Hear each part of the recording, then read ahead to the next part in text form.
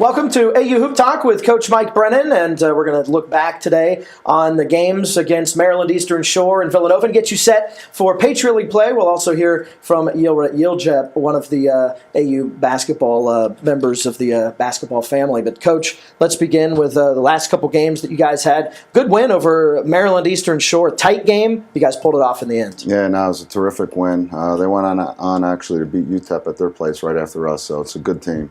But it was a really good win. They threw a lot of different stuff at us. I thought we handled it pretty well. And to sort of win a tight game is always a good experience, too. I was going to ask that. You know, a back-and-forth game, a tight game at the end, that you can take a lot from. I mean, you can, because, you know, we've talked about it a lot on the shows, but, you know, this is a pretty young squad you have. Yeah, no, but just being able to control the game and then sort of giving up the lead and actually losing the lead, that was my fault, actually. But the fact that they were able to sort of remain composed and, you know, have confidence on offense and on defense is a huge experience for us. And that seemed to carry over into the Villanova game, the confidence component, because you guys came out and looked really good against the Wildcats, especially in the first half. Yeah, I thought we played well in the first half. I wanted Mark to stay out of foul trouble just to get him more minutes. You know, I don't think he would have had much of a difference on the outcome, but just for him to get that experience is so important. But you know, they're obviously a great team, and I thought it was a great experience for our guys to go up against that caliber of team, you know, see how hard they play, how detailed they are with every single thing they do.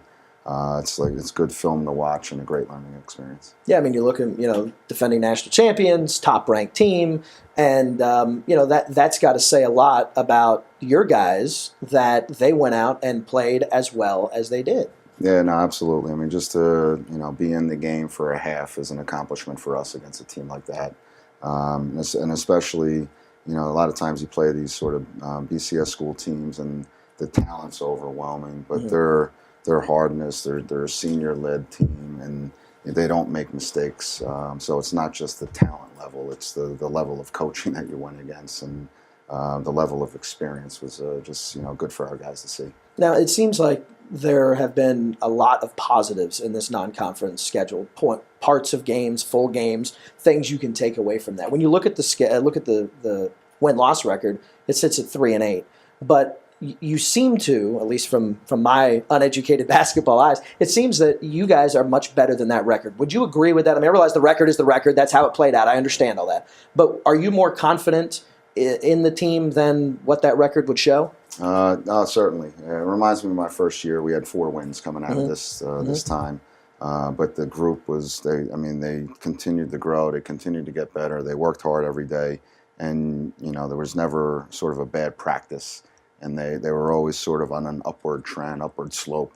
And I see the same with this team. I mean, it is a young team. And you're going to have, you know, your ups and downs and, you know, bad practice here and there, but they sort of bounce back. And I mean, they're a coachable group. They get better every day, and I think they see that they're getting better too. So we're excited to, you know, sort of get conference play started and see where we are. And that always helps to see the fruits of one's labor. So that's good that, you know, that they're seeing some of that success. You mentioned how these guys thirst the knowledge and they really soak it in, and it's a young team. Well, you have 3 recruits in particular that are coming in next year that I know you're excited about all of them. So let's, you know, maybe quickly talk a little bit about recruiting and some of the guys that you're bringing in, including Sam Iorio. Let's start with him. I know you're excited about all the guys, but let's start with Sam Iorio.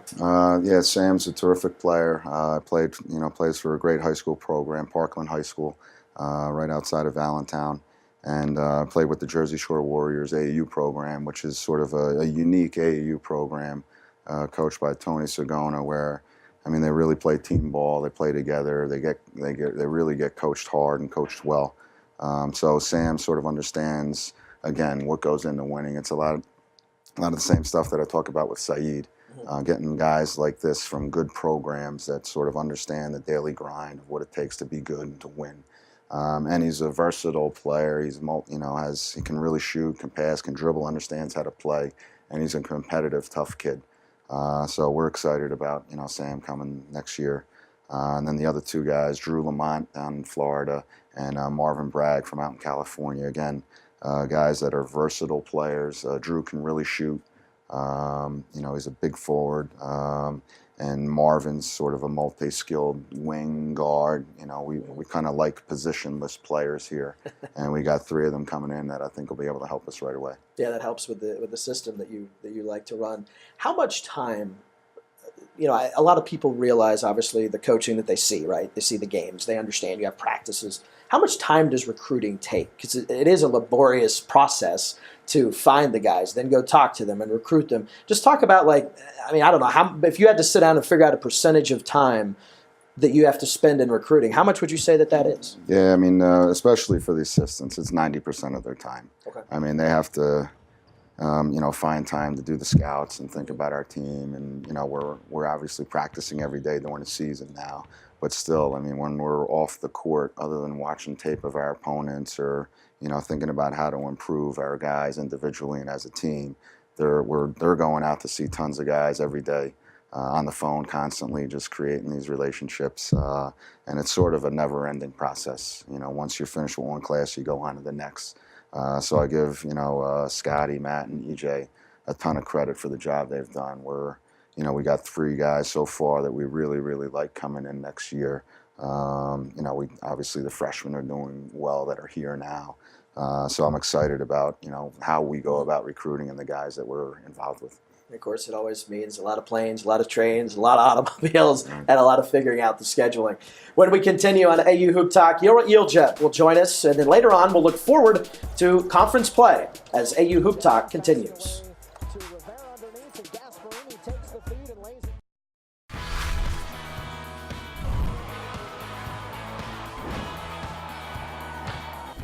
In the Patriot League, our playbooks look a little different.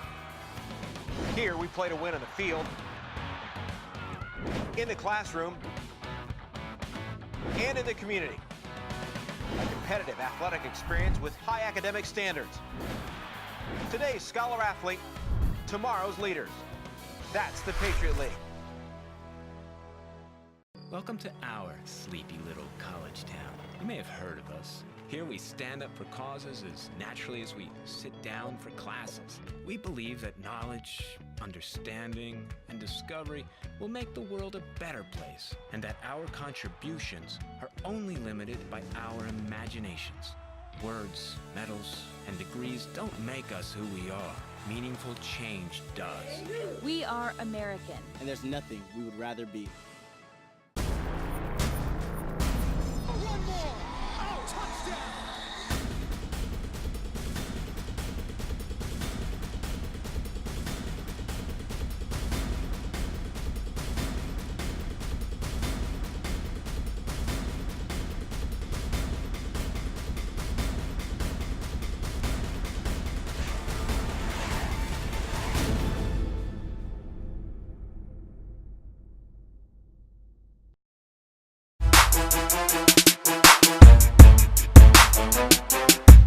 Welcome back to AU Hoop Talk. We're now joined by Yilret Yiljep, who is a forward with the team and had played for a year before, unfortunately, finding out a little bit about a heart ailment that took you off the floor, but you've still been a big part of this team. First of all, thanks for taking some time and joining us. Thanks for having me.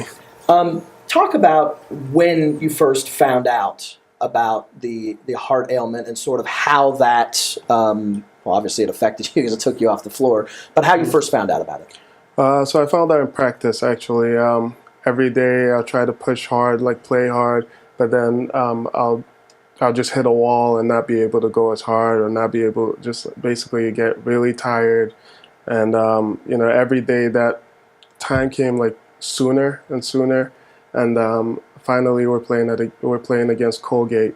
And I just like hit that wall and couldn't move anymore, couldn't really breathe. And then I told the trainer, I was like, yeah, there's definitely something wrong and I need to get checked out. And then from there, you got checked out, and what did they say? What did the doctors find? So at first they thought it was cardiomyopathy. I don't really know much about all that medical stuff, but We'll let the MDs and DOs deal with the actual specifics. yeah, so they thought it was that, and then I went to Thomas Jefferson Hospital, like Johns Hopkins. I went to different doctors, and they all said they all came to the same conclusion that the heart was basically bigger than it should be, and they were concerned because it wasn't pumping as aggressively as it should be. So they all said that, yeah, I should just stop playing basketball and just take it easy. Now, we were talking before we started, and you said that it's such a rare condition that they found out that there's not actually a name for it. Yeah, the doctors basically said that they don't know what to describe it because they have not like encountered patients with my condition before, so they don't really know what to call it or how to categorize it. Now, how does it affect your everyday life, or does it? Or is there anything that you have to, in the back of your mind, think through, like I can't do this, I can do this, etc.? I mean, since it happened, I've not exerted myself as much like as I used to practicing and playing, so I haven't really reached that point. So I can't, it doesn't really affect my everyday life. Walking around, I'm fine. I'm also on meds too, so that I guess that helps because I've not had symptoms since it happened. That's good. And the NCAA gave you a special waiver, which allows you, even though you're not on the floor, to maintain your scholarship.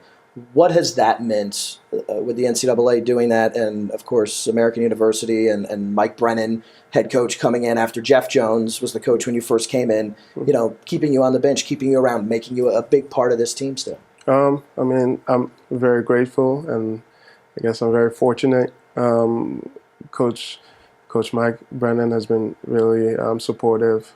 He helps me, stay engaged in practices by helping out with the big guys because, I was there, I played, so he knows that I know this stuff. So I basically work with the big guys, and that really keeps me engaged. And from the NCAA perspective, I'm very grateful for, the opportunity to go here and still keep my scholarship because if that was taken away from me, I wouldn't be able to afford to go to college. Right. And in keeping you engaged with the team, have you thought maybe about coaching? Have you thought about, is there anything around it where you've gone, all right, I kind of enjoy this, this component of basketball? Yeah, I like it a lot. I like the player development side of it. So like I said, I work with the big guys, and it's just, really rewarding to see them get better every day, and especially when they do things we work on in the games and it works out, it's really nice, and I like to see that. I like to see growth in every player. When I played, I came in, I was I wasn't very, my skills weren't really there. I was just big, physical, just could run, rebound, and then Coach Brennan started teaching me, a lot about the game, getting my ball handling skills better, my shooting better, and everything. So, I improved a lot from game to game. So, I like seeing that improvement in players. And yeah. Now, what made you choose American University? Jeff Jones was the head coach at the time that you decided to come here. You chose AU over Temple, James Madison, among other schools. But what was it that really stuck out about AU? It was so it goes back to my high school coach. So when it came time he wanted me to commit early so I could just have a stress-free senior year of high school. And so he had me research schools, because I'm not.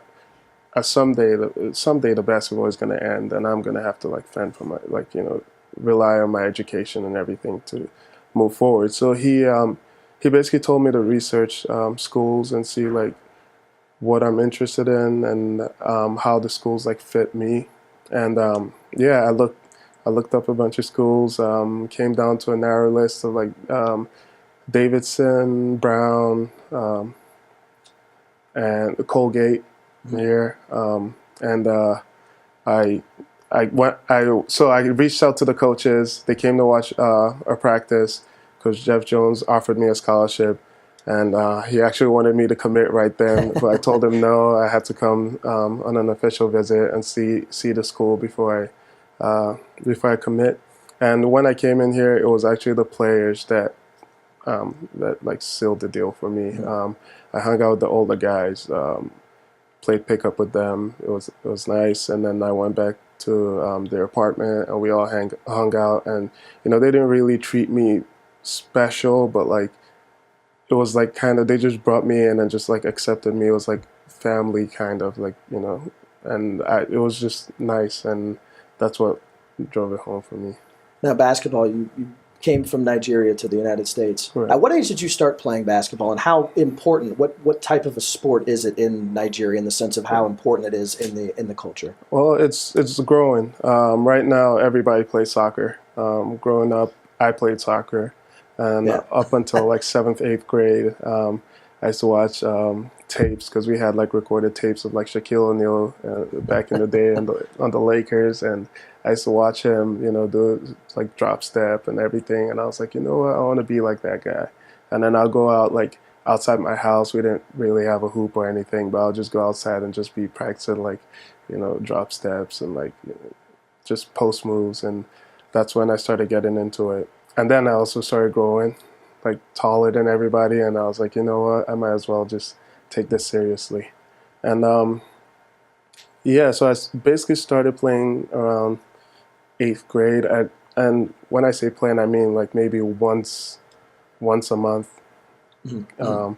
And because I didn't really have access to a basketball court, and I could only go there because it was so far from my house. I could only go there like maybe, like I said, once a month or like twice a month. And so it wasn't anything serious till I got to high school, and that's when I remember talking to my high school coach, and he's like, at practice, he'd be like, all right, go to the short corner, and I'll look around like, where is that? Like, I don't know where that is.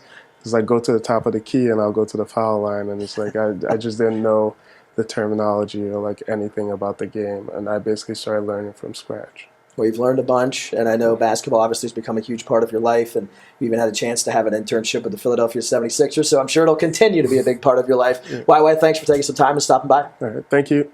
That's Yilret Yiljep right there. When we continue, Mike Brennan rejoins the conversation. We'll look ahead to conference play, Patriot League play, tips off next.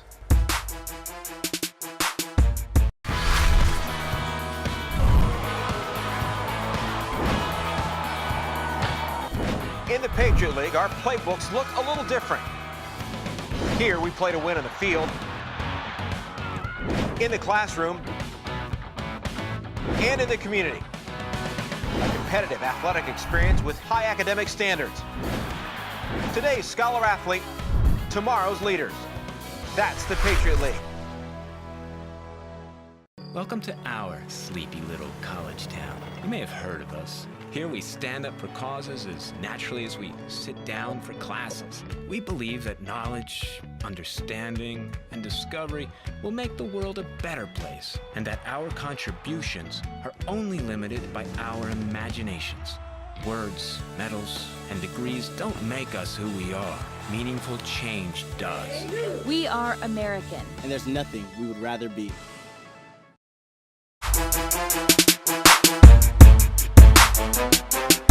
Welcome back to AU Hoop Talk with Coach Mike Brennan. And Coach, we just spoke with Yilret Yiljep, and when you came in, he had the NCAA waiver to be able to maintain his scholarship, and just talk about keeping him a part of this basketball family and what that's meant, because he always flashes that big smile. He has great energy, but unfortunately he can't play because of the heart condition. But what has that meant for you from a coaching perspective? Yeah, it's terrific to have him around. I mean, he's such a great kid.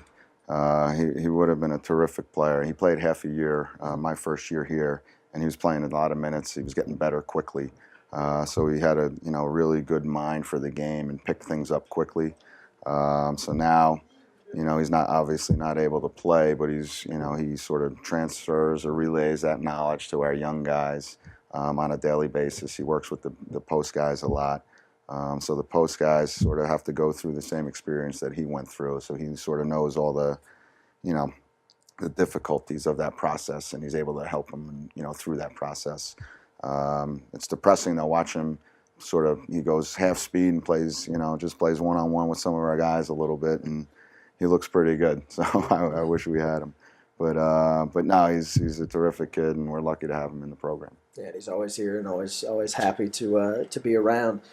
As we get set for conference play, you guys are opening up against Loyola of Maryland coming up on Friday.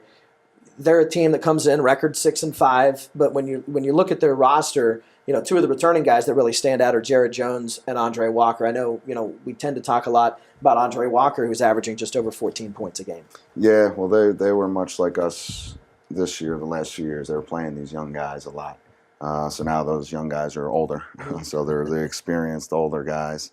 And Andre Walker's been a handful since he's been in the league. Yeah. He banged 6 threes on us here last year. We were lucky to get away with a win. But we got our hands full, and Jared Jones is a sort of versatile scorer. That it's hard to put a big guy on him, a little guy on him. So, you don't really know what to do with him. But they're playing well. They got a bunch of good wins. They beat a bunch of really good programs. So, and it's league play. So it's our, both of our first league game. So everyone's going to be excited and ready to go. And when you look at the game and when you look at the matchup, what are a couple things that really stick out to you that you want to see your guys execute against the Greyhounds? Well, mostly, like I said, they're an experienced team and they're tough. And, the league games, everybody knows each other. So there's really nothing that you're sort of not prepared for. So it's just the competitive level, who's going to execute, more on offense, who's going to sort of, do all the little things on both ends of the court, offensively and defensively. Whoever does those things, and with a little luck and a few shots fall, that's the team that wins. So we got to do those things. And then, of course, turn around to Monday, and you guys have the game up in the village of Hamilton, New York against Colgate. Right, yeah. No, always a fun trip. But again, a team that sort of, they play smart. They make shots. They spread the court. They take care of the ball. So, again, it doesn't matter who you play in this league. You're going to have to guard good offense, good offensive players, and you're going to have to execute. So the same holds true for Colgate. Long bus ride, and you're not even a big movie guy. You don't even pick the feature films to have on the bus. Right. Well, maybe we'll get some for you next time then. Right. That'll do it for this edition of AU Hoop Talk with Coach Mike Brennan. Remember, the Eagles get set to play the Greyhounds. That's coming up Friday right here at Bender Arena at 7:30 p.m. You can get your tickets by logging on to aueagles.com or by calling 202-885-TIXX, 202-885-TIXX. For Coach and YY, I'm Dan. Have a great day, everybody.